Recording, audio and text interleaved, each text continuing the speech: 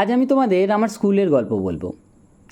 আমাদের ক্লাসে একটা পাজি ছেলে ছিল, যে তার পাশে বসে থাকা নিরীহ ছেলেটাকে রোজ বিরক্ত করতো। চুল টেনে দেওয়া, পেয়ার লাইনে ঠেলে দেওয়া, টিফিন কেটে খাওয়া, তারপর গায়ে কালি ছিটিয়ে দেওয়া, এগুলো করতো। বাড়াবাড়িতে তো সে সেদিন করে যেদিন একটা পেন নিয়ে ভালো ছেলেটার বসার সিটে রেখে দেয়, উপুড় করে, বুঝতে পেরেছেন? তো যেই না সেই ছেলেটা বসে, তার তো লাগে।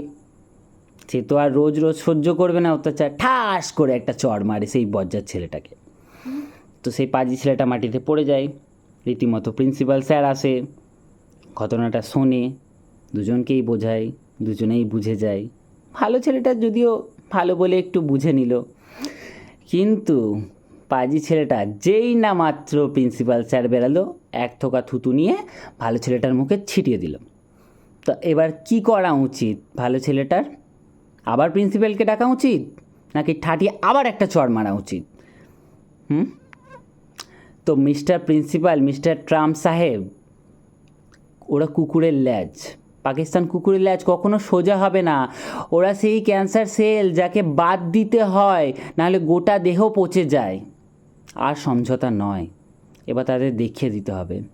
আর এই যে পাকিস্তান দরদিরা, তোমরা ভুলে যেও না কোন দেশে থাকছো, কোন দেশে খাচ্ছ। তুমি যদি চাও তোমার পরিবার, তোমার দেশ, তোমার ধর্ম সব কিছু ঠিকঠাক থাকুক, তাহলে প্লিজ ইউনিটি দেখাও।